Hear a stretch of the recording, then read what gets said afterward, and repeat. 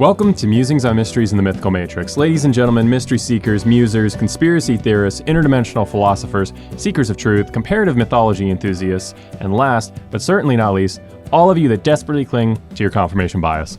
Whether your interest is Atlantis, Zeus, or anything in between, we tackle it all from our quantumly entangled castle tucked away in the ancient flood-battered Central Pangaean mountain range.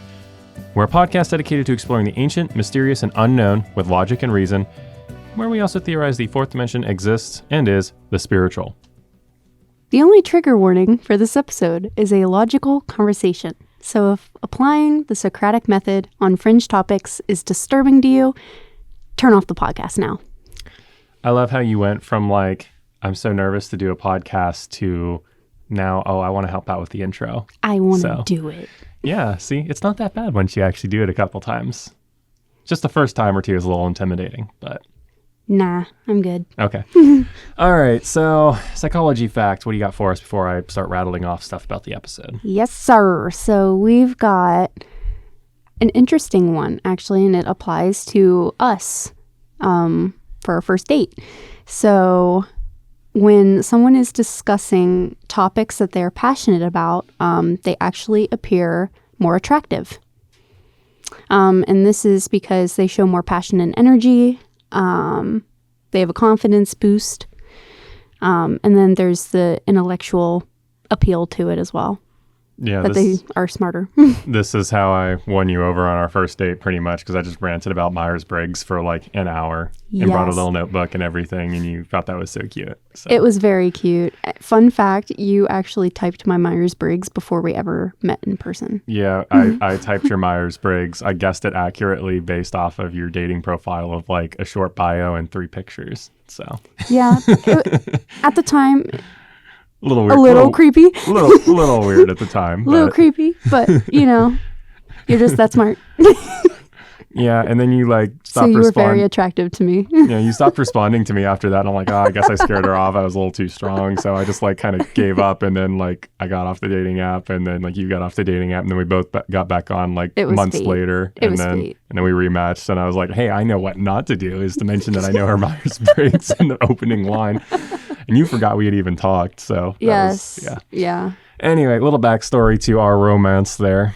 All right, so for this episode, we're going to be talking about the Eridu Genesis, the Sumerian King List, an Ark Tablet from Mesopotamia, and the Babylonian Map of the world once again, because I made another interesting discovery on that in my research.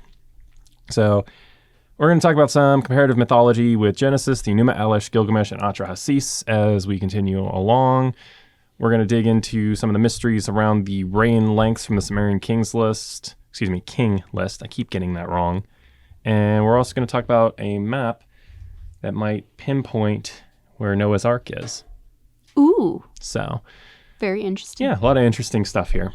So starting off, we're going to talk about the Eridu Genesis. I found some conflicting information on this. Some information said that the tablets date to 1600 BCE, which would mean that the Epic of Gilgamesh is a lot older. But my understanding was that the Eridu Genesis is supposed to be older. So I think the other date I saw was around 2300 BCE. And that adds up because that's older than Gilgamesh is.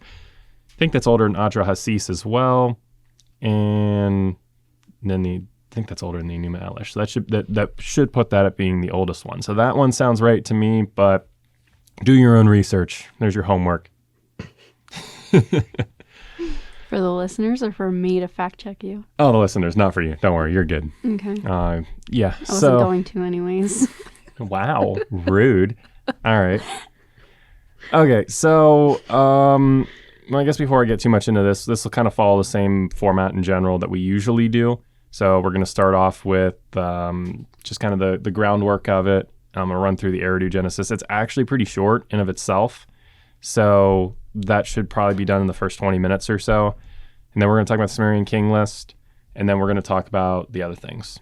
So if I had to guess, this will probably be hour 20. And then 20 minutes for the first bit here, 20 minutes for the Sumerian King's List. And then maybe 20, 30 minutes for the last little bit, depending on how many tangents we go off on.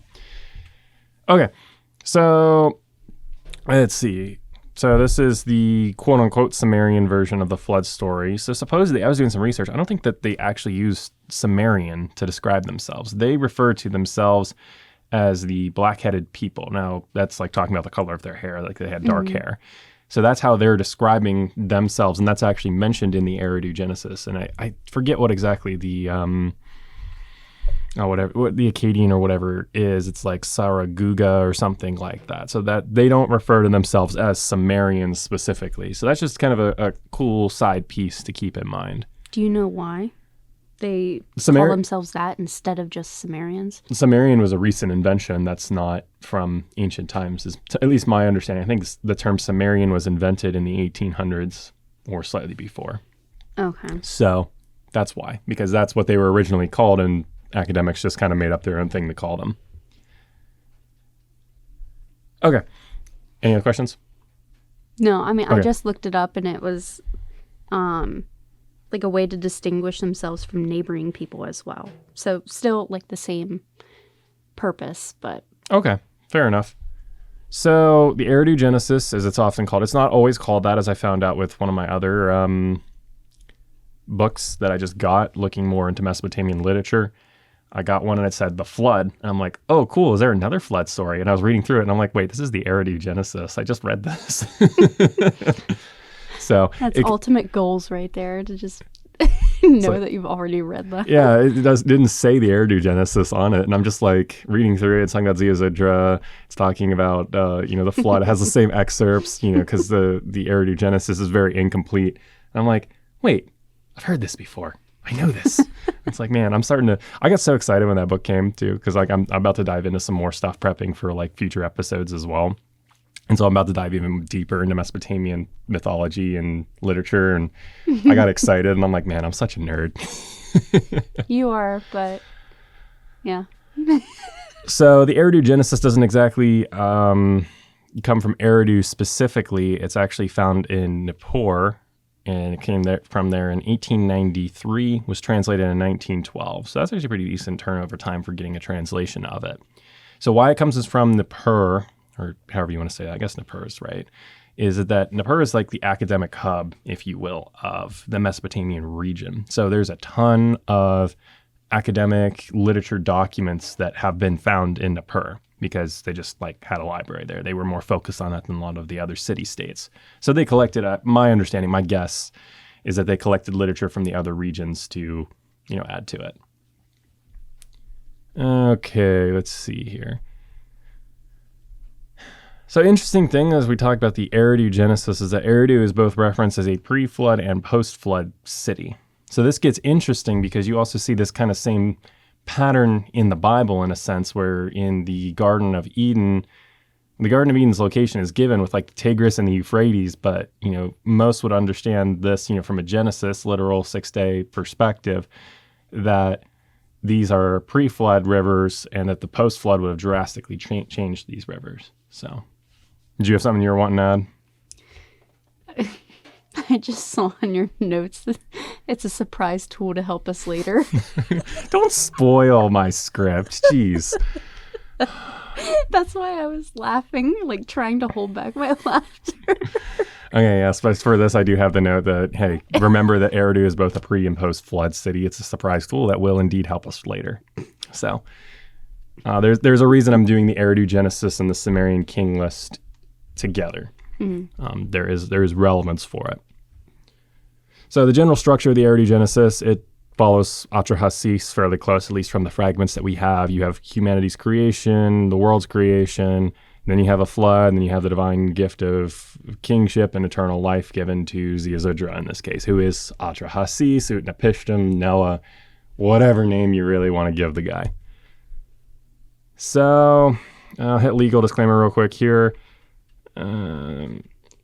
Points of the story are paraphrased based on several accounts of the text within the public domain, but there's special thanks I'll give to livius.org for their translation and being a key source in helping me to understand the Eridu Genesis and the Sumerian King List. I'll put their website and links to these specific documents in the show notes. And I'll also reference, since I just read it today, actually, since I got it, The Literature of Ancient Sumer by Jeremy Black, Graham Cunningham, Eleanor Robson, and Gabor Tuliomi. So that's a great resource as well for understanding the Eridu Genesis and a whole bunch of other Mesopotamian mythology. So I would definitely encourage you to read that. Amazon affiliate link will be in the show notes. Check it out. Yes, please. So it's very similar to Atrahasis. So if you're hazy on Atrahasis, I'd highly recommend you stop and you either go re-listen to our episode on Atrahasis, or you go watch the short, 8-minute breakdown video of Atrahasis on the YouTube channel, because that's going to help you have a much better understanding of what all is going on here, since this text is very fragmented. So I'm not going to tell this the same way that I've told like a whole bunch of the other texts and stories. Is that reasonable enough? Yes. All right, sweet. Okay, so I'll try to do my best to fill in the blanks as we go here, but it's a pretty straightforward, pretty short read. It's like 2 pages on the Literature of Ancient Sumer that you were reading it actually right before we started. It's hard to understand them. I know it takes time to digest. How many lines missing? So yes, I was like struggling. Yeah, I know. I understand. Believe me, that's how even Gilgamesh is like that at certain points. So Ziusudra is the figure in this tale. Has, depending on where you want to go with it, it can have a variation of meanings, but generally, he who laid down life and righteousness, or he who lived in ancient days, is the understood meaning of his name here. And that's what traits they're trying to emphasize on here. So in light of that, and looking at this and looking at kind of the point and emphasis within the Eridu Genesis, I would actually lean more towards he who lived in ancient days, because the emphasis here is more on kingship and priesthood that Ziusudra is carrying down and bringing to the next generation, more so than focusing on his wisdom or on, his eternal life that Gilgamesh is seeking out in the Epic of Gilgamesh. So let's see. Rather than the light and load of humanity, the gods just kind of more seem to decide that they want to establish humanity or civilization in this case, which is a little bit different from Atrahasis, where the Igigi rebel and the Anunnaki are like, okay, fine, we'll create something to help spell off the labor. And this one here, it's more just, at least from the fragments that we have, it's just, oh, hey, we're just gonna make humanity because we want humanity. So it does start to sound a little bit more like the Genesis account of creation, just a tiny bit in that aspect. Like creation is more in the forefront of the mind than... Like they're creating to create, not creating to be like, oh, take the load off of the people. It's not an afterthought. Right. And so you can see here where, if this is indeed the oldest version, which that's my understanding, where this is kind of more of a pure account, and then you have the, for the tale of Atrahasis and the Enuma Elish, these other cultures are taking it and they're putting their own spins on it for order and rebellion and everything, but that's not the original story, because we're not seeing that so much in the original story, at least the fragments that we have. So that's my speculation, but it makes sense to me. I think it's logical, reasonable. Yes, maybe. Maybe. You're the one that read it, not me. Well, no, I'm asking about my conclusion more than anything. That this one seems more focused on just like creation to create, and therefore it seems like the other ones are kind of adding their political agenda definitely in afterwards than anything else. Yeah, that I would agree with. Yeah, that's what I was asking about. Okay, good. We're on the same page then. Sorry. No worries.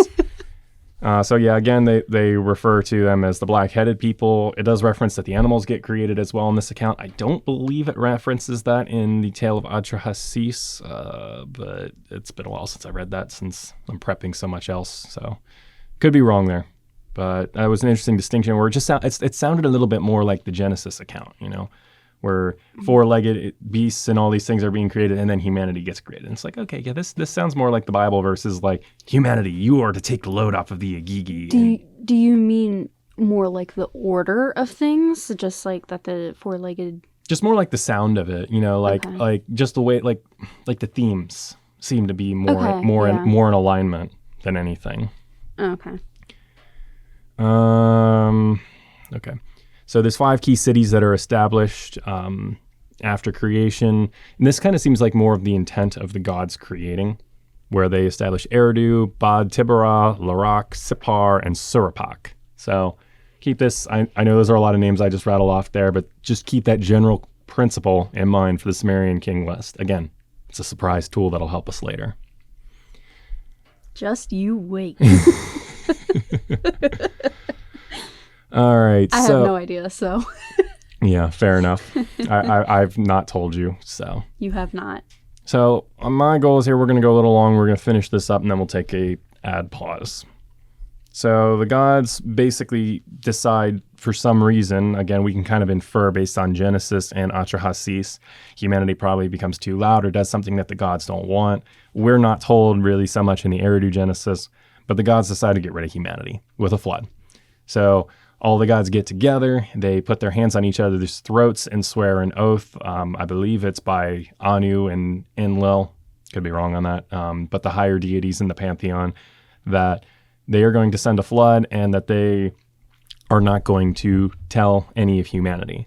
So basically what that's kind of inferring from my understanding is that like they can behead any god that chooses to break this oath.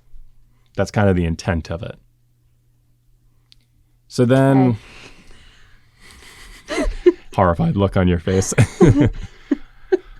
And so this is where you have the Nintu comparable, who's Nintur. I think Ninhursang is another name she goes by as well on this one. So it gets hard to keep track because there's a lot of different names that these deities tend to go by.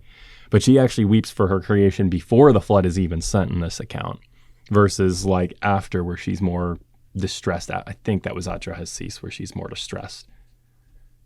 I can't remember. That might have been more of a creative liberty to kind of emphasize the gods in general weeping, and then I used her specifically in the video. But anyway, the gods do weep after they regret what they've done in some capacity, at least. And then in the Atrahasis, in Atrahasis, and then this one she actually is weeping before. Like there's a grieving before, like kind of more of a motherly approach to be like upset about what is going to happen and that she doesn't want it to happen. Is that why her nickname is Mommy? Yes, because of creation. So it's Mami, but that is another name for her as well. Yes. So you have, moving on here. So Ziusudra, he's a king in this account. He's also like a priest, but he can have like visions. He's referred to in the Livius translation as a seer. So like someone that, from Assassin's Creed origins, yes. My face lit up so much. I know, I saw that. I instantly knew. I'm like, yeah, you're going to know what that is from there. But like kind of like the ability to predict the future with like the gift of prophecy in a sense. So he has a dream, and I think the vibe is more that like, depending on which one you read, he can maybe see the dream, like of what in the dream of what happens with the gods. That he can see them swearing an oath on each other's throats, depending on how you read it in the translation. But either way, that happens, and then Enki once again shows up and talks to a wall and gives him the instructions. So it's a bit more clear that he's just talking to the wall rather than like talking through the wall to Atrahasis. It's a bit more like, hey, listen to me, wall, there's a flood coming. Here's what you need to do. Right, and then Atrahasis, it was what? It was... Yeah, it was more he kind of like started talking to the wall and then like giving, I don't know. So I guess this one could be kind of a little bit similar too. Because I thought it was reeds. Yeah, I don't think this one mentions. It's like a wall of reeds. Let me look real quick into the account because I'm actually curious here. Say something smart. I'll put you on the spot like I did with Trace. Why do you do me like that?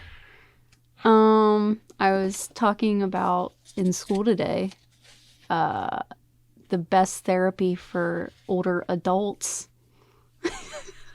Wait, the what? For older adults. I don't want to say elderly because that kind of sounds mean, but like geriatrics. Yeah. Okay. There's interesting. Different types.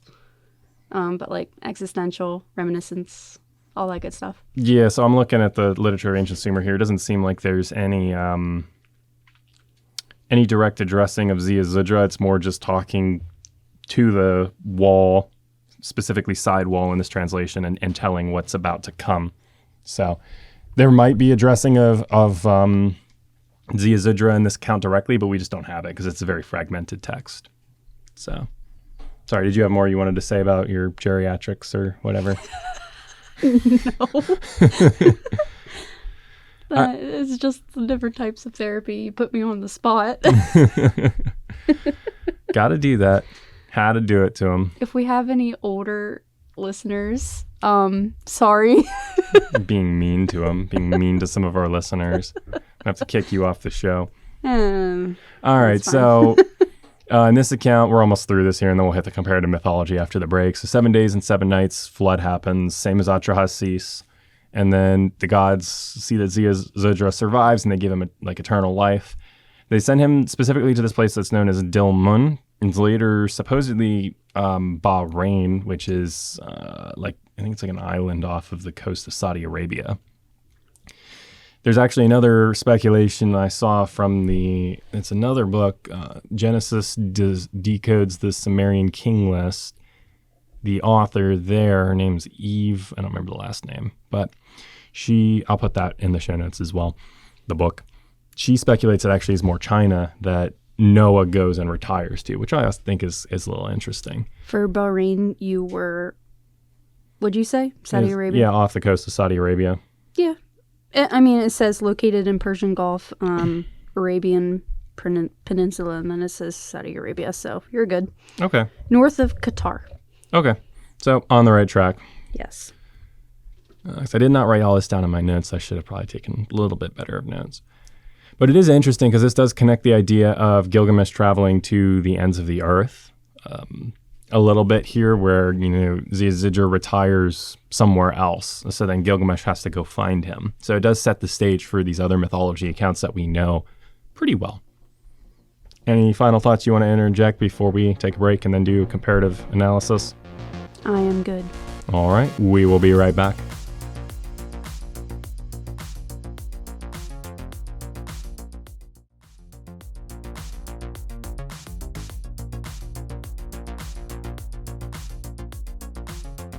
Welcome back, ladies and gentlemen, mystery seekers, musers, conspiracy theorists, all of you out there, you comparative mythology lovers.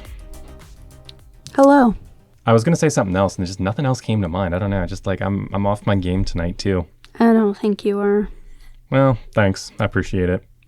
Okay. No biggie. So, I was going to do comparative analysis with Atrahasis, but I don't really feel like we need to do that because that's just kind of been the whole episode so far is comparative analysis with Atrahasis, because that's really the best point of reference we have for decoding the whole story in of itself. Like it's almost basically the same thing, but not quite. Not quite. Like it's clear that Atrahasis borrowed elements from it, and that this seems to be more of a maybe pure account, for lack of better words, without injecting any of my own confirmation bias there. We hate that. Oh, definitely hate that. So, I mean, there's good comparison with Noah and Ziusudra here once again, where you see that divine wrath, the ark, and survival.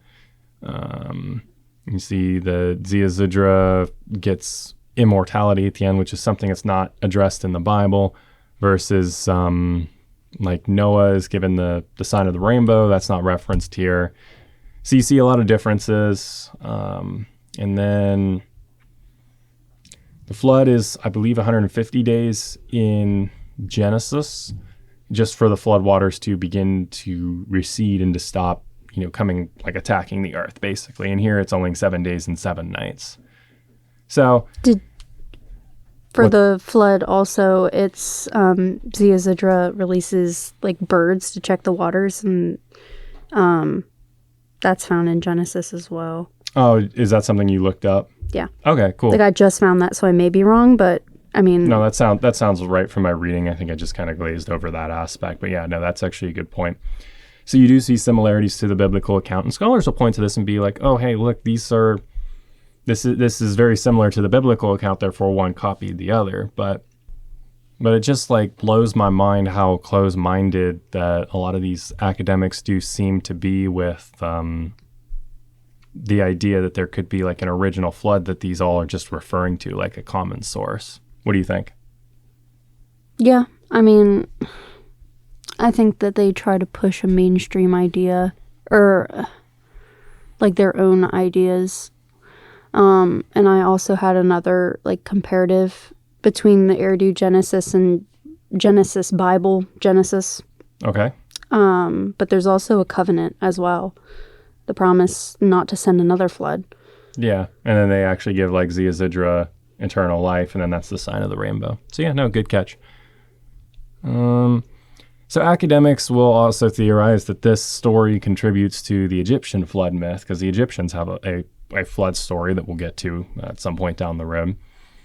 But it's like at a certain point, it's like you start having all these floods, and it's like, could these really all have just been like copied from one main source, or is it more likely that they all just have like common elements that they're all like telling the story from? Like they have the same story that they're all just retelling in different ways. I don't know. Yeah, so here's an interesting one. So this was something from Stephanie Dawley, supposedly at least, that she's of the mindset that it's just local floods that they're talking about here, because they did digs in the like Euphrates and Tigris region in Iraq, and like they dug down, and supposedly this is a quote from her, that there's no flood deposits found and this is a loose quote, I'm not quoting exactly, but there's no flood deposits found in the strata for like the third millennia or whatever from, going this far back. So biblical dates from the biblical timeline are out of the question. And it's like, well, how do you decide something like that? Because, all right, let's take off our confirmation bias hat for a second, and let's put on our, let's approach this from an open mind perspective, use logic and the Socratic method. So we wouldn't put on anything then. If we're open-minded, we wouldn't put anything on top of it. Well played. Good job. All right. Sorry, so, I had to. Nope, you're good. Got to slip in those dad jokes. So, man, you derailed me there. I totally lost my train of thought now. Sorry. No, it's okay. I had to say it. No, so, yeah, so we have an open mind. We approach this with, logic and reason. Let's hypothesize just for a minute that a global flood might have occurred. What would we expect to see? A whole layer would be deposits of the flood. It wouldn't just be, you would see, like, do you see what I'm saying? Like, the whole strata layer would be evidence of a global flood. Not just, we would look in and see that there would be evidence of local floods that would just be a little bit bigger. It's like, no, you'd see whole relayings of sediment that you're misidentifying as these layers that are laid down slowly. So she's literally approaching it with her own confirmation bias in mind. I just personally don't understand how you can be so brilliant in one area to be able to understand these texts in the original language and actually translate them, and then completely miss the mark in a different area to miss, like, in my opinion, the coolest part about all of these texts and how they might connect, and just automatically filter out like these ideas because of like your own confirmation bias that, there's no evidence of any kind of flooding in here in the sedimentary layers, so therefore, no flood could have happened. These dates are automatically wrong. It's like, well, how do you know? That might just be how it looks after a global flood. Like, you don't have a metric to compare that to. You're comparing it to local floods. You're deciding what you're going to find before you've even looked. So, I don't know. That just, it frustrates me. It blows my mind. But you have anything you want to add? Not really. It's just frustrating. Yeah, like you said. Yeah. Because then if people are automatically assuming or thinking that they know what they're going to find before finding anything. Yeah, I mean, it's not so much these like, this is like what we're going to find. It's that, this doesn't add up to like a local flood. It's like, well, of course it doesn't, Yeah. So I know I was going to say something else, but sorry. no, I derailed you there. I got you back. You did. All right. So we'll move on to the... Oh, no. I was going to say that like the results would be skewed then. Yeah, exactly. It's null and void. Yeah. At that point. The results like of any findings. Right. If they're automatically going into it thinking that they know what they're going to find or refusing to believe anything else. At least the results are. I think the study itself can still have some merit to it, but the conclusions you're going to draw from that study, if you have confirmation bias, and you kind of already are going into it like, we don't see evidence of any sedimentary layers, that are laid down, so therefore no global flood occurred, or any flood occurred at this time period, so these dates are impossible. And it's like, well, that might just be like Answers in Genesis predicts that there would be massive amounts of turmoil. I mean, look at it scientifically. You look at Genesis 7:11, you have fountains of the great deep bursting forth and washing over the whole earth. You have continents shifting likely if a global flood does happen. Of course, it's not going to look like a local flood. The evidence is going to look different. You're approaching this with the wrong lens, assuming the evidence is going to look the same as a local flood. It blows my mind that people are going to filter out something like this so quickly that we can't ever really be sure about. All right, so unless you got anything else to add, we'll move on to the Sumerian King List. Go for it. All right. So the Sumerian King List is a document. It was written down on like clay prisms, and it's a list of different kings going all the way pre-flood to like well after post-flood. It's believed to be a combination of myth and history, and it's kind of like seen by a lot of scholars as having some truth in it, but some fiction in it as well. Kind of like the pre-flood quote unquote mythical time to historical time is the way how it's viewed by academia. So it's a very Can you explain more about mythical time to historical time? Yeah, okay. So yeah, sorry, no, I should kind of quantify this a little bit more. Good catch. So you kind of have like when a lot of academic historians just believe things were like made up or exaggerated, like turned into legends that didn't actually happen. Mythology in terms of it being fictitious. Okay. So this is the King List is kind of seen as like it stretches so far back and we just can't believe what we see here. So therefore it's mythical in the sense of fictitious, because I refer to myths as like just stories that could be true from various cultures, but like myth as in fictitious. So they define it as that. And then they trace the more recent lineages and they define the more recent lineages. They find that there is actually historical evidence to corroborate a lot of these characters did actually exist. So the characters do exist. They're, attributed to being historical figures. So the older ones, they're just chalking it up to be mythical because there's no proof that it is historical. Yeah, is that what you're getting at? More or less. Well, it's more they just don't find it believable with like there being a flood and all of that, and that the time periods that they live is very incredulous. It's very difficult to accept, I think. Does that make sense? Yeah, that makes a lot more sense than just saying mythical to historical. Sorry, I did not define that very well. I apologize. Again, you have not told me a single thing about this episode, so. Well, that's good, because you're coming in with fresh eyes and you're going to have a lot of the questions that our listeners probably have. So yeah, I don't know about that. You got good questions. So, okay. Again, the themes we see in the Sumerian King List is very similar to the Eridu Genesis in terms of kingship is coming down from heaven. It specifically uses that phrase in the beginning to refer to the first kings that are pre-flood, and then it refers to the kingship coming down from heaven again after the flood. So this is kind of like that divine right to rule idea that you see even like I think in the medieval ages, where kings will be like, oh, I've been given a right to rule by God or the gods. That's kind of like tracing this idea all the way back to way ancient history, which is interesting. There's really long reigns pre-flood, supposedly, and then there's shorter reigns that happen after. Oh, are you looking it up? Yeah, you said long reigns. Don't we'll get to it in a minute. Don't say anything yet. Sorry. No, it's fine. Don't spoil. I won't. It's a surprise tool. Yeah, it's a surprise tool.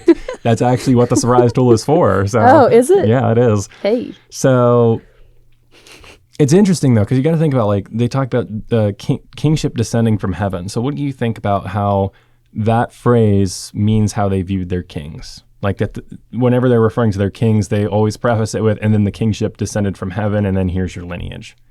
Like, how do you think that, like, what can you glean from their worldview off of kings? That like, they have ultimate authority. Yeah, so like, I would agree with that. I think it's like that they've been entrusted with divine power and divine responsibility. Mm-hmm. And maybe even like, not necessarily in a good sense where like, if you royally screw up, the gods are going to, extract their vengeance on you as a king. So yeah. That's really the only one that came to mind, but just they're being chosen for a reason. So, and then they're given like the ultimate authority to rule over. So. Yeah, no, I agree with that. And it's the Sumerian King List is kind of similar to what we see in Genesis 10 as well. Not exactly the same, but we see a huge breakdown of lineages in Genesis 10 of like different nations.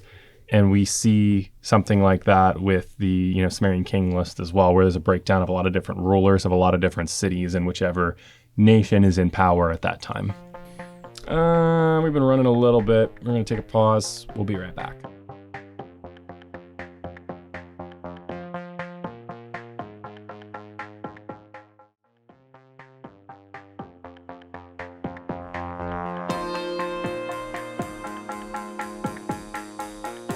Hi, I didn't know I was bringing us back. Here we are.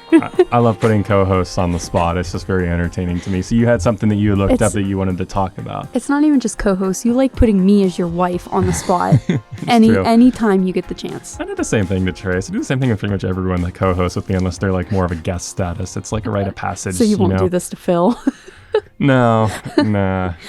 The internet connection isn't good enough. If he was here in person, I probably would. But so we are talking what now about Sumerian King List? The rules. You looked up. The ratings. You looked up the length of the first antediluvian king. So antediluvian just means pre-flood.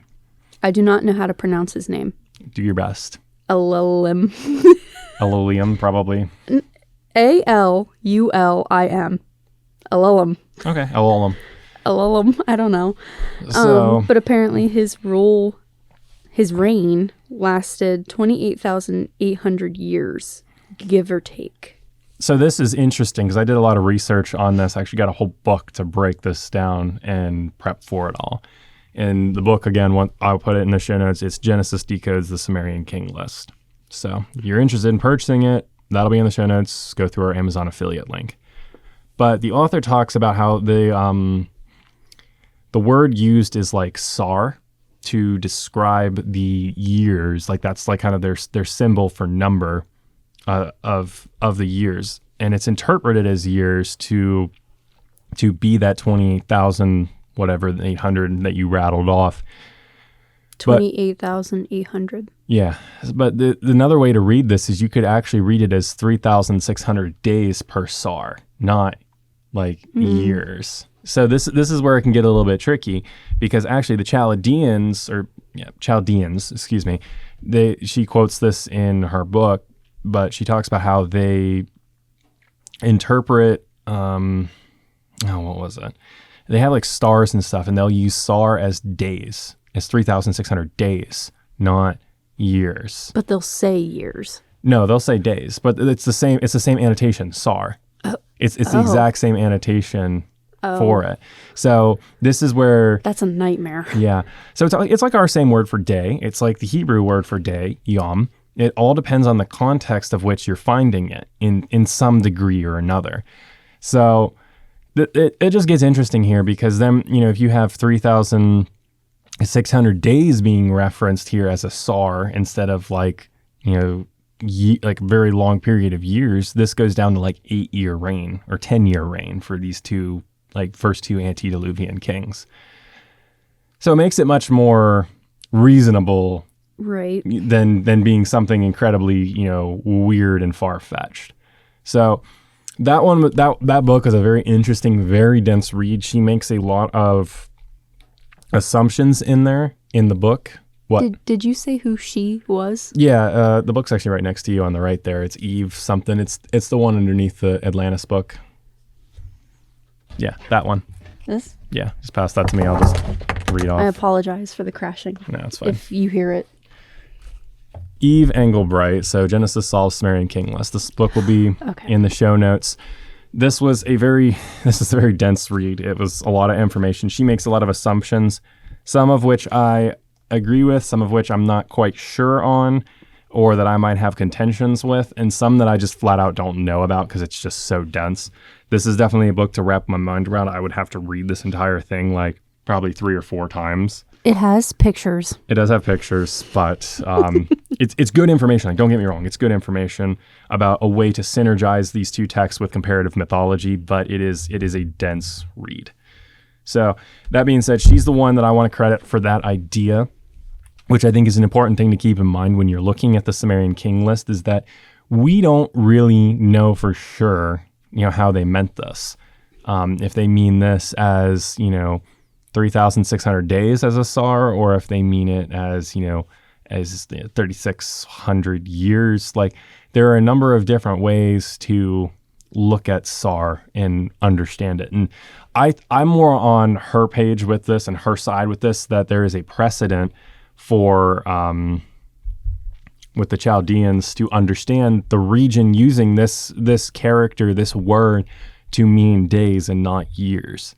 So that's where I would more get on board with her on this than I would with modern academia, which I'm usually never on board with modern academia these days anyway when it comes to ancient.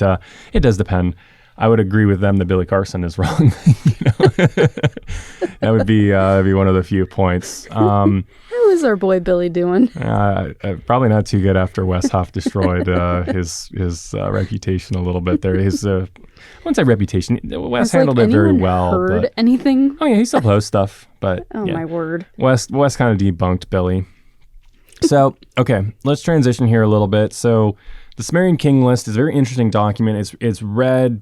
The way it's presented is very systematic. It does read like a genealogy account, but there are various versions of it, and some have certain kings on them, some don't. Some figures are supposedly, I couldn't really find a good example of one, but supposedly some figures that are mentioned in history elsewhere that historians know ruled at a certain point were omitted from it. So it's kind of all over the place as to whether it's really reliable or not. Do you have a question? Are you saying genealogy like they're all related? Like genealogy of kings, like the succession of reigns. So dynasties. Yeah, in a sense. Like ancient China dynasties. Yeah, like that. That's more how the Sumerian King List read. Now, I'm not going to go. I should preface this here. I'm not going to go through and read the Sumerian Kings List because one, there is no way to really paraphrase it all since it's just a list of a bunch of names, and two, that was just going to be really dense and boring for the listeners. To read names for 20 minutes or so. That no one knows. It's like, whenever you're reading the Bible and you get to Leviticus or whatever, and it has that list of just names, and you just usually end up skipping that section. This person came from this person and married this person, had this many kids, and these kids had this. The King List basically reads like that, just tracing king lineages instead of father to son, because it wouldn't always be father to son with the kings. My understanding is it was more the gods would choose who would be the next king, but more divine favor than your firstborn son shall be king, like we're familiar with. So, thank you for clarifying that. Yeah, there's likely political motifs influencing the Sumerian King List. That's a very important note here because of the different versions and the discrepancies across some of the versions. It's very important to acknowledge that. It's also important to say that, free speech like we're used to and getting all of the facts right wasn't really so much of a thing. In ancient times, it was whatever the king says goes, even if that's not actually what's real. That's what happens. So perfect example of this is, I'm going to say this, I'm not cursing because this is the actual Latin term for it. It's damnatio memoriae. So basically to be erased from memory. You see this idea in Charlton Heston's movie about Moses. It was from the 80s or 90s. I'm guessing you might not have seen it. What is it again? It's a movie about Moses. We'll have to watch it. It's actually pretty good. Yeah, but I don't think I have. It might even be before the 80s. It might be 60s. I can't remember. Anyway, it's an older movie, but it's pretty good. It's the story of Moses, and you see the Israelites escape, the Hebrews escape and leave Egypt. And you see Pharaoh saying, strike his name from the book of records. And it's that's actually probably what would have happened. That's damnatio memoriae, in effect, where kings didn't like certain things that were embarrassing facts. And so they would exclude it and remove it from their annals because they didn't want their children and grandchildren to know it. They wanted to be remembered as these heroes, not as these embarrassed failures. I mean, that's fair. So, yeah. Yeah, and I already hit the document's physical form. It's specifically clay, but it's in the shape of prisms. So Eridu here's our surprise tool moment. So Eridu is mentioned again both before and after the flood as well, specifically in the Sumerian King List, which is interesting. So then like think about this for a minute here. So in America, where we are, we have New York. I know. I had to clarify this. I'm like, well, wait. America, where we are. Yeah, well, maybe not all of our listeners are, aware that we're in America. We being the host and co-host. Yes. But like we're in New York. We're near New York, right? Like New York is in America. But where does the name New York come from? It comes from York, England, and then the people coming over and just reestablishing a city and naming it New York.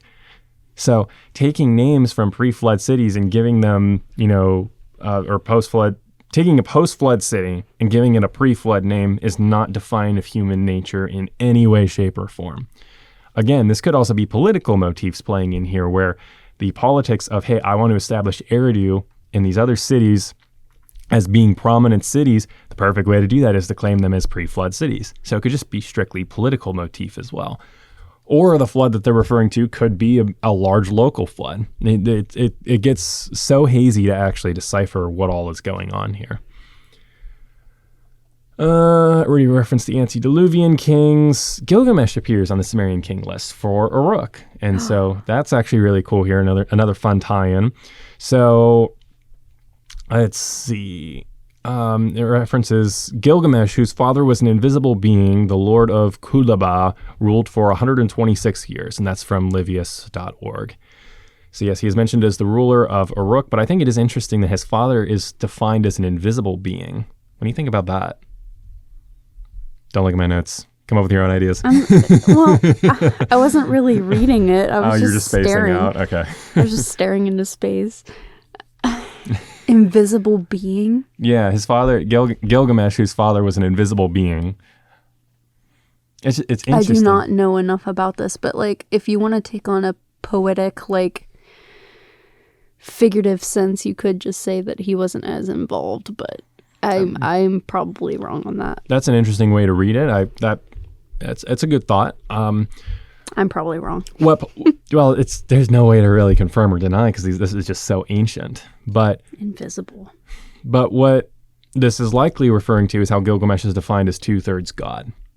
And so this is kind of referring to maybe his father being of more spiritual descent, of a spiritual being, of maybe an angel or maybe a watcher from the book of Enoch that comes down that you see in Genesis 6. Yeah, I'm definitely wrong. So, and then this also fits together, interestingly with this, his mother is a goddess, Ninsun, because because Gilgamesh is defined as 2/3 God, but like if one figure, his father, is a deity and his mother is human, that would be half and half. So he'd be half God, half human, but he's defined as 2/3 God, indicating that his mother is a goddess, but has human aspects to her, a little bit of human lineage to her. And his father is strictly human. And I think that might be their way to kind of quantify something like that. What do you think? So basically, would it work out that she'd be half God, half human? He'd be just all God. And then because it could be split up like that too, couldn't it? It could be, I suppose. I think because they're using this phraseology with his father here, I think it's referring to his father as being a spiritual entity, his mother as being a goddess, but one of them had to have some element of humanity to them because Gilgamesh is destined to die and he's seeking out eternal life. I mean, to full on say that his father is invisible, though, me personally, I would be leaning more towards the mom having the human qualities, but that's just me. That's what I think as well. But Ninsun, who is the mother of Gilgamesh, is a goddess. So, but I don't know how much I'll have to look into more of Mesopotamian mythology to see how much more we know about her. But or if something else intervened. Right. Yeah, it's true. If that's even possible, I don't know. Well, we don't know a lot about what happened back then and how everything worked. So, but there was clear mixing, as we see in Genesis 6, and these ideas of part God, part human, things running around. So, ultimately, you see with Gilgamesh here that he's both moral and divine, and these kind of fuel his conflict that he has, is where he has this connection to being a divine being in a sense through his lineage, but he's destined and condemned to, suffer a mortal's fate in the end. So it plays a huge role, I think, in his quest for eternal life, because he probably just stuffed it down and didn't think about it initially. And then after he sees Enkidu die, all of this stuff is dredged into his face about the fate that he's going to have to face. And he has this craving, being an eternal, descendant of supposedly spiritual beings, potentially in some capacity, or gods, however you want to define it. He has this craving, more so than the average person, to live forever. So I think it's very interesting, and it sheds a lot of light onto Gilgamesh in and of himself. Jeez, that was a struggle. All right, let's wrap up the Sumerian King List here real quick, and then we'll take a break and roll into the Ark Tablet and Babylonian Map of the world. So with the Sumerian King List overall, kind of give a summary of the trends. Overall, you do kind of see like depending on how you want to read the antediluvian kings, depending on how you read Sar, it can be very, very long lengths, or it can be incredibly short lengths. But overall, you see a downward trend in reign length going from before versus after the flood. There's some spikes in there of like 100 years or like 126 years, I think, for Gilgamesh, as we read. Mm-hmm. So you see some fluctuations, but generally it goes from like more outrageous reigns to more realistic and believable reigns, specifically contrasting to post-flood accounts in Genesis 10 and there on after, where you have people still living for a couple hundred years before the lifespan kind of gets capped at 120. I was literally just about to make that connection, and you said it, and I'm like, beat you to the punch. We're so in sync. Yes, we are. It's almost like I can read your mind since I typed your Myers-Briggs. Did you ever tell them the story about bananas? No, that was a good one. You also read my mind with that one. All right, we'll bring it back from the break with that. Let me finish up the King List here, and stay tuned for the story of bananas. Yes, and how I read my wife's mind. It's a very simple story. It is very simple. That's funny. All right. But there again, so I mean, within the King List, you have that idea of kingship descending from heaven before and after the flood, and it has that same theme underlying it as the Eridu Genesis, where the Mesopotamians put a huge emphasis on kingship and like their kingship's lineage and divine blessing on their kingship in a sense. So the final question that you really have to face with this, is it pure historical? Is it political, like just made for a political agenda? Is it mythological? Or is it a mix of all three? Realistically, probably a mix of all three, especially since we have so many versions. But, I think that looking at accounts like the Bible, I think that there is a little bit more legitimacy to it than people in academia might want to acknowledge. Because we see such similar things and overlaps across, these texts. All right, break time. We'll be right back. Bye.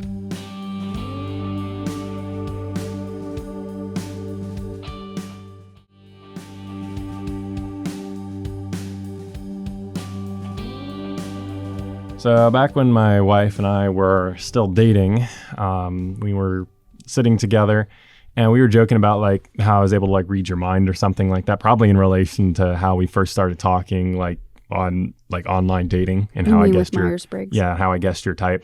Yeah. And I, like you said, I disagreed. I said, no, you cannot read my mind. And I said, and I was like, oh, yes, I can. And you're like, oh, well, what am I thinking right now? And I know that there's a trend of most topics. Email us at m.quad.musings@gmail.com if you propose the question, if you ask the question, what am I thinking of right now? And you try to come up with something completely random and you came up with this same item, email us, because I do want to know. There's actually a psychology study I want to do on the side. It is a psychological. But I know that there's like, whenever people like try to come up with something random, for some reason, people just automatically default to bananas. So I just looked at you deadpan and I knew you were thinking bananas, and I just said bananas, and I looked away, and you just like, how did you do that? I was livid. I was so mad at you. You didn't want to talk to me for a while after that. I didn't want to talk to you for a little bit after that. I got you figured out. It's okay. Yes. All right. So, but yeah, so there's our fact. But yes, if you're posed the question, or if you've ever been posed the question, like where you ask it yourself, what am I thinking right now? And you default it to bananas, please email us, because I do want to know. I want to hear from some listeners that have had that same phenomenon, so I can like test to make sure that it is actually like correct. I think someone might have already done a study on it though. It might not be specifically bananas, but just fruit in general. But like the first fruit that comes to mind sometimes is bananas. So I don't know. I don't know on that one. All right. So shifting gears here, we're going to talk about the Ark Tablet. It was so it's a clay cylinder tablet that has instructions for building an ark on it. And the instructions for it, this will ring a bell for you, is it's a circular coracle with a house on top. So we saw that at the Ark encounter in their whole model display next to the Epic of Gilgamesh model. So I was actually able to go back and, because I took pictures of a whole bunch of their plaques to be able to reference for, when we got to this point. So I will cite something from them in just a moment here from one of their plaques from the museum itself, which highly recommend you go check out. It was pretty cool. Yeah. It was so big we couldn't hit all the things inside of it, but it was really awesome. Very crowded too. Oh, yeah. That's what we get for going in the summer. And with a child. Yes. She fell asleep halfway through. She actually did really good. She's a really well-behaved kid for the most part. Yes. So, but it was still like crazy. Yeah. Anyways. So I kind of got conflicting information as to whether someone actually brought this to the guy or if he himself found it in like all the tablets. But the guy is Irving Finkel, and he is like a curator or assistant curator at, I think, the British Museum. I'm trying to look at my notes here. I need to start writing down these more facts because I want to go down these. What was his name? Irving Finkel. I need to start writing down these facts. I want to go down these rabbit holes and then like I just like blank in the moment. But I know I read it. Anyway, he's from a big museum that has a whole bunch of these artifacts. He is a British Assyriologist at the British Museum. Okay, so I was right. I just need to stop second guessing myself and just like you do. say, You put so much research into this that you are prepared. Like you need to just trust yourself. All right, segue for a second. I do want to explain to the listeners why I do qualify so much of my statements is because I don't want to say something wrong as fact when I'm speculating or guessing and have someone believe it and then have someone believe it as wrong because I don't want to mislead, since you do have people like Billy Carson intentionally misleading people. I was just about to say, you don't want to be the next Billy Carson. Yeah. I want to be the next truthful version of Billy Carson. The person, if there is such a thing. The person that will actually give you what Billy Carson was supposed to be is the person that gives you the truth on these ancient mythologies and how they connect. That's what I want to do because this is a huge passion of mine. I've been interested in comparative mythology in this sense for years. And I wasn't able to find any great resources on it. And I'm like, someone needs to just do a deep dive and talk about all of these things. And maybe there is another podcast out there bigger than ours that does this already, but I didn't find them. Anyway, let's get back on track here. Take the integral and get back on the plane of the Ark Tablet. So it gives details for building a ark for the Mesopotamian region. As I said, it's a circular coracle.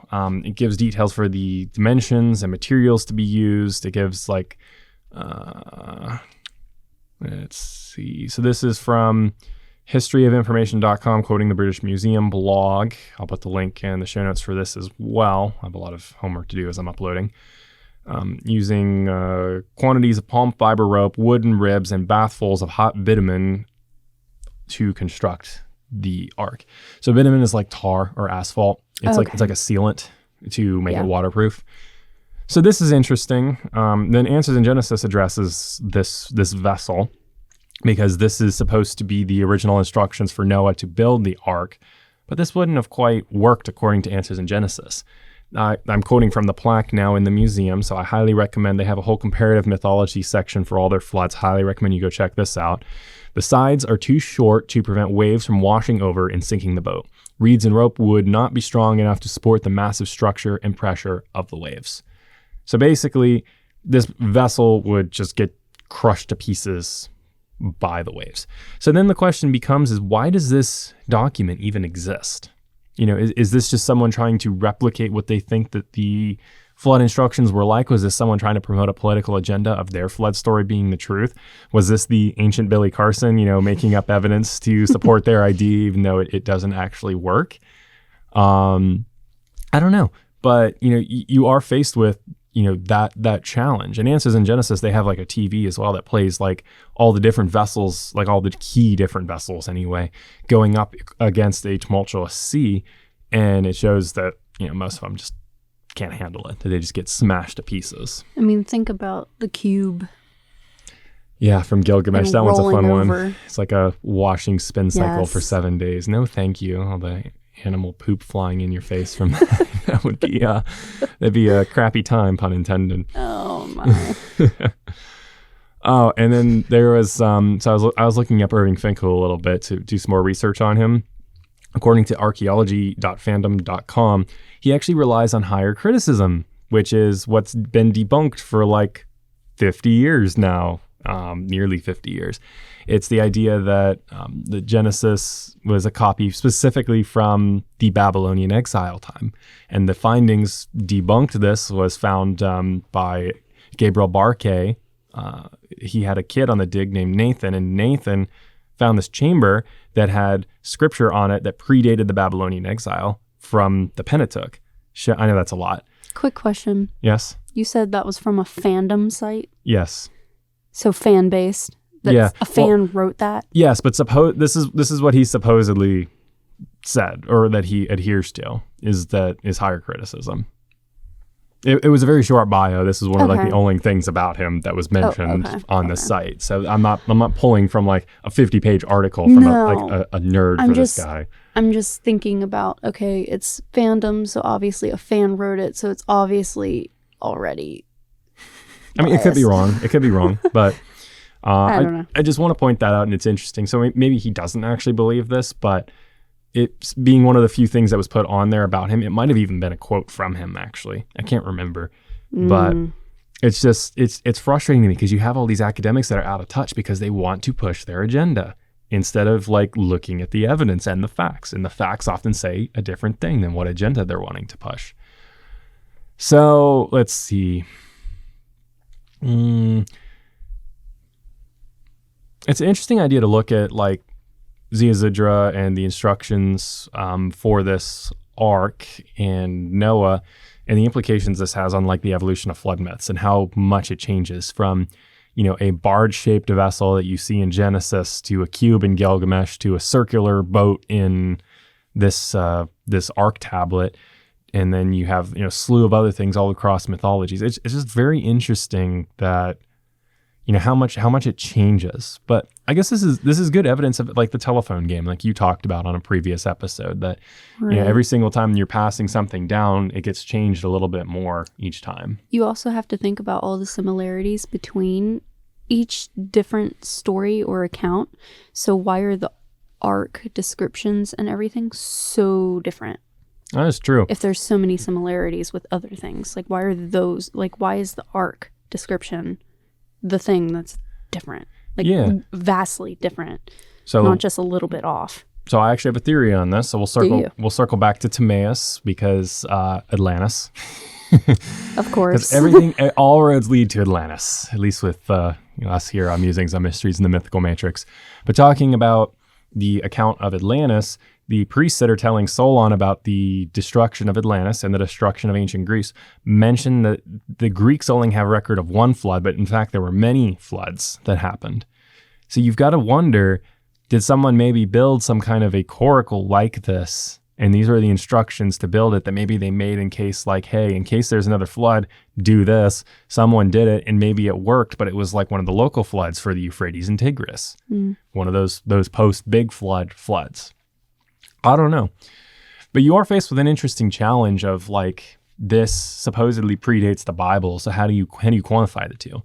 And my response would be is look at the vessel. Does the vessel work? It doesn't seem like the vessel would work in a global flood. So you could even build like a mini scale of it and test it yourself. Yeah, exactly. It'd be interesting to try to replicate the tensile strength and everything for like the materials of like reeds and bitumen and all of that. But obviously, it's not going to be like 100% proven, but like, Yeah, there's 'cause limitations. it's not the same thing. Right. There's limitations with every experiment you do. Yeah.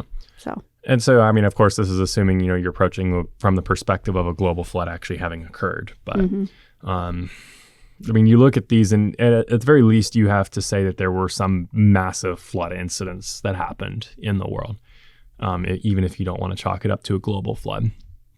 All right. So do you think the Ark Tablet is evidence of an oral tradition that predated written flood accounts? are you asking me? Yes, I'm asking you. What was it again? I'm so out of it. I know, I've been struggling a little bit too. Is the Ark Tablet evidence of an oral tradition that predated written flood accounts? Man, I don't know. I don't know either. Just seemed like a good question to kind of pose and speculate on. I do not, I honestly don't think I know personally much about it to even answer it or to have an opinion on that. I mean, I would kind of shift more towards no, because I think that Noah would have had written documents to like that he probably brought on the ark. So I would say it probably doesn't predate written flood accounts necessarily, because he probably would have written down his experience, or one of his sons would have probably written down the experience. But I don't know. I mean, it's speculation. I mean, how else would we know so much about pre-flood stuff? Like from Genesis and all these others that line up so well in many cases. You're asking. I'm just kind of speculating on the fly. You're asking like how we could have had written documentation of pre-flood. Yeah, like how we have some like with Genesis and like with the Eridu Genesis, Sumerian King List. There's a lot of emphasis on pre-flood stuff with like towns and locations, the Garden of Eden. There's a lot of emphasis put into all of that. How else would that have gotten passed down if not written? Because so many cultures got it so similarly. They likely copied a common written document. That's my thought. I mean, maybe they just copied an oral tradition passed down by Noah. I was about to say that. But I was about to say it might just be oral. And, Could be. they were told about this before the flood and then they just wrote it down again after. I don't know. Yeah. It could be either. Yeah. Never know. I mean, that's the thing, is we can speculate about all this stuff all we want, but we can't really exactly get to the answers fully. I think we can glean a lot more than modern academics say that we can, but we can't get all the answers we want. So we'll take a quick break here, do the Babylonian map of the world. I had some more stuff I was wanting to hit to after that, but I think we'll just do that, do a brief summary, comparative mythology, connections, reference, and then some housekeeping items. So should be wrapped up hopefully soon. I say that and the listeners are probably seeing like a 3-hour episode and they're like, what rabbit hole of rabbit holes did we go down? You'll just have to stay tuned to find out.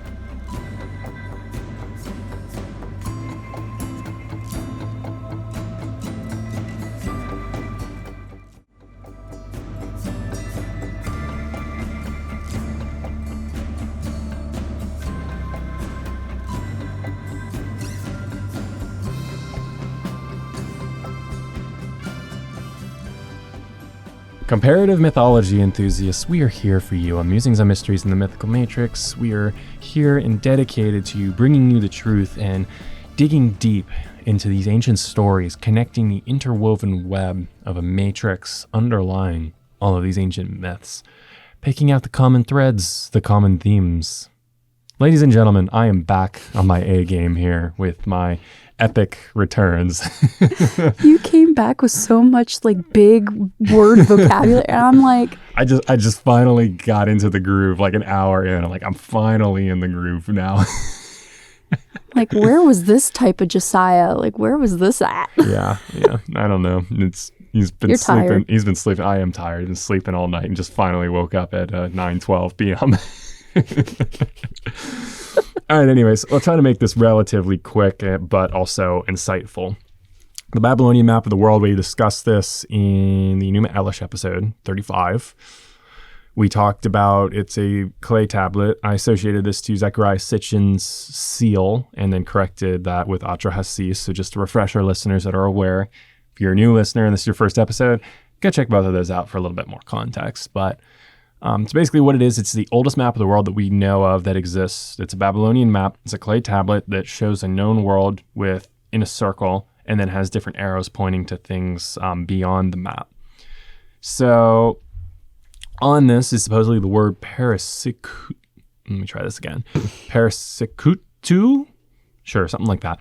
I don't speak Italian. So it's a feature on the map that is actually interpreted as the location for Noah's Ark. You trying to read it? Persic-2? Yeah, I just need to have you read these words. I do great with Hebrew, but like all these other words, like English. I mean, I may be wrong too, but it's better than what I did. That actually sounds right from what I'm looking at. Anyway, so it's supposedly used on one other Babylonian tablet, this same word. Do you want to say that again? I gotta look at it again. Persic-2. Persic-2. So that's what I'm gonna go with. So supposedly this is used in relation to only on one other Babylonian tablet, and it's in reference to the Ark, Noah's Ark. Mm. So that's where this idea comes from, because it's a big enough feature that it makes it on the map.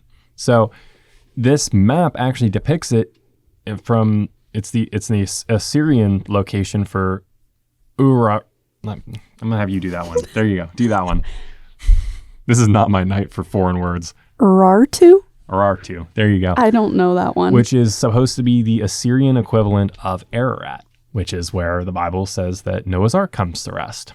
So modern day Turkey. Yeah. So this is an interesting theory to kind of corroborate the idea of there indeed being a global flood, because you do see this with Gilgamesh as well, where they don't get it exactly right, but they are pretty removed from the region. So they just kind of gesture like, oh yeah, over in that general direction. But you start to get a lot of corroborating evidence of an ark being in this area that comes to rest on a mountain. And how else do you get an ark that comes to rest on a mountain if you don't have a global flood? So, true. I don't know. It's because, I mean, it all depends how you want to approach this from a worldview wise, but I do really think that the more you look at this, if you set aside the standard model of science and what they supposedly believe that happened 4,000 years ago, which, I mean, at that point, like, you really can't even, like, know that well in terms, because you have to make so many assumptions to get there, which I've delved into like 4 or 5 episodes talking about that. So if this is new information to you, you can go check out those episodes. Just watch all of the episodes. All of the episodes, but specifically Science 1 and 2, 12, 13 range, quantum physics, 14, I think, science and abiogenesis and carbon dating. There's a couple other ones in there too. Anyway, those kind of delve into it a little bit, but this really adds some corroborating evidence. It's like there's so much mythology built on this in a sense where it does start to sound almost true. I don't know. Thoughts? I looked up where could Noah's Ark be according to Babylonian Map. And they also said Zagros Mountains, but I'm not sure about that one. That might be what Gilgamesh says. I can't remember the name of that one off the top of my head, but... Oh, because it says could potentially align with some of the mythological... Okay. Yeah, so probably Gilgamesh. So that's not specifically talking about Noah's Ark, but yeah. Yeah. Okay. Yeah. So, I mean, and then like I talked about with Trace that there was supposedly a flood that was... Or not the flood, excuse me. There was like supposedly an ark that was actually found in the mountains, and that they drilled a core sample into and found like animal fibers and everything in it. And it's like petrified. And they did like a ground penetrating LiDAR scan of it, and it shows 90-degree cavities in like rooms inside of this. Wasn't that in Turkey too, or was that? Mm-hmm. Yeah. Okay. On Ararat.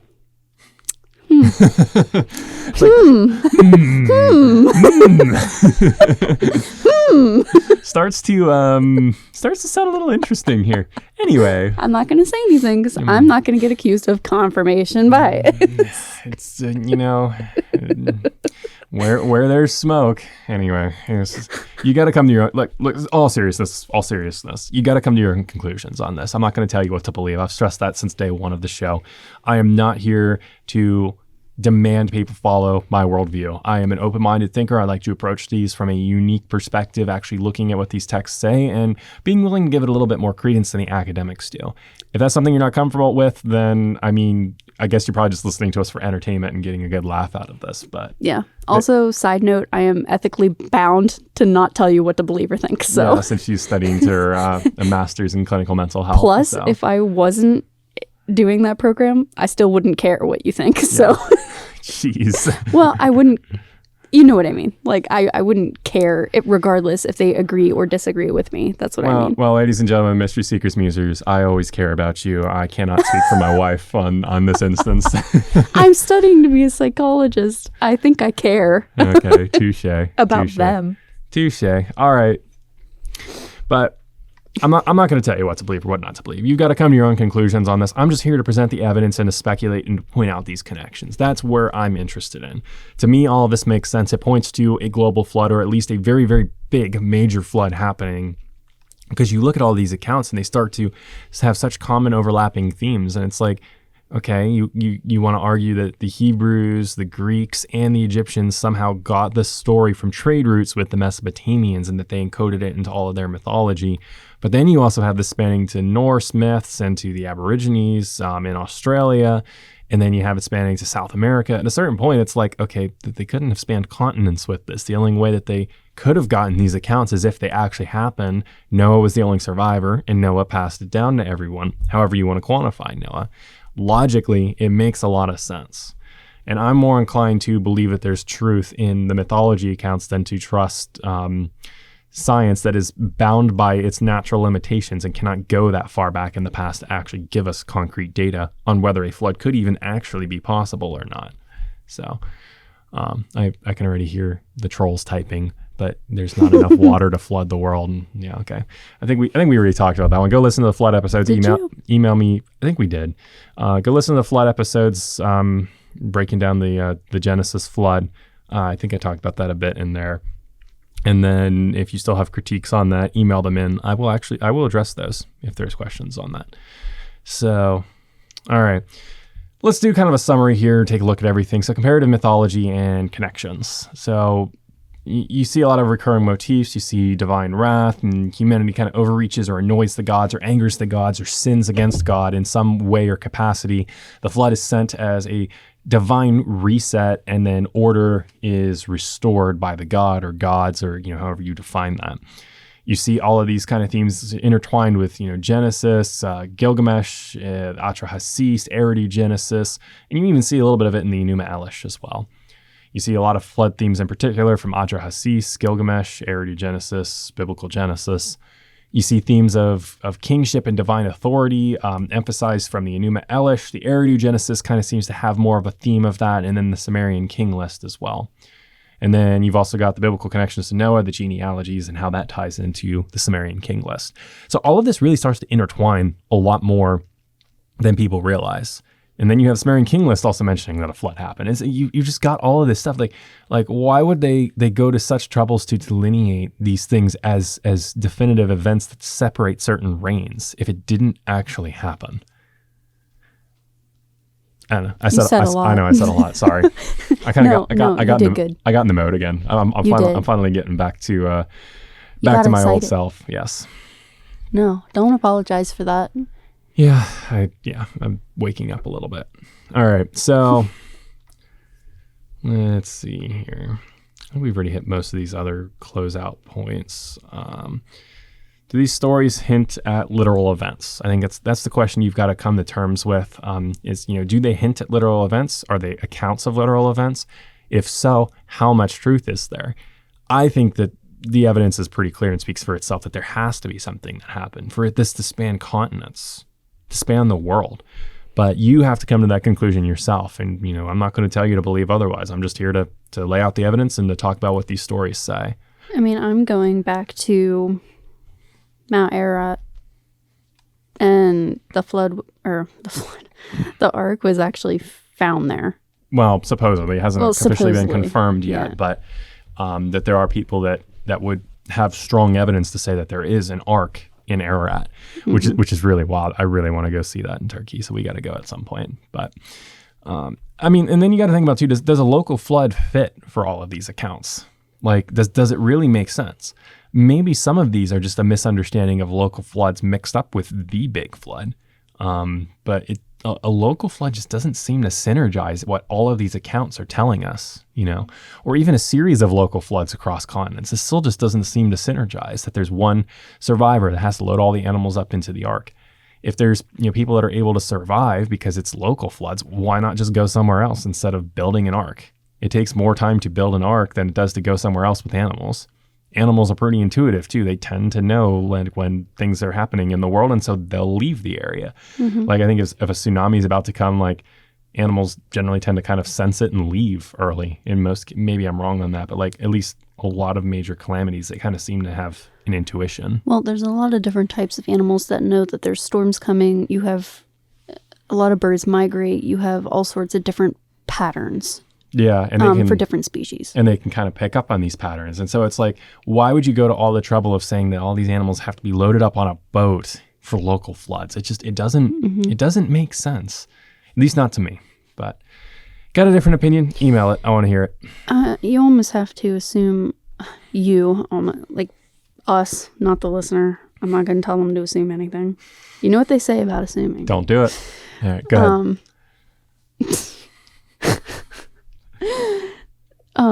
But I'm kind of thinking if you have to put them in an ark, there's no other place for them to go. Exactly. That's what I'm thinking as well.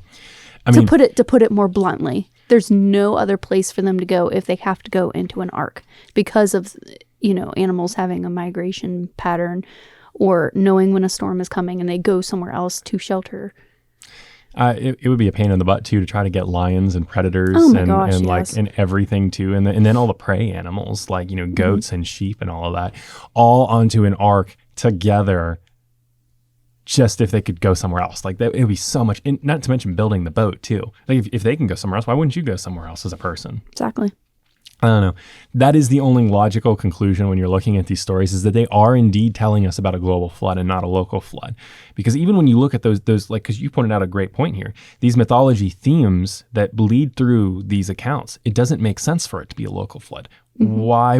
Why would you need an ark then? Now, maybe some of the local floods got mixed up with the global flood. And this is what the Egyptian priest that's talking to Solon actually says, is that they only remember one deluge, but actually there's many deluges that happen, many different floods that happen. And so you do see a precedent for this from Greek myth, where they get confused about like the one flood being the only flood, but actually there's many. So I don't know. I'm going to do some housekeeping items here quick. Let me check the time. How are we doing? Let's take a quick break and then do some housekeeping, closeouts, and then, yeah.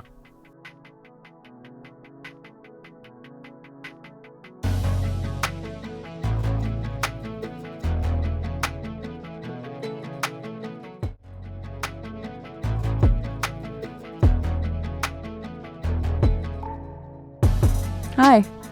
We are going to do housekeeping now. All right. So we have returned.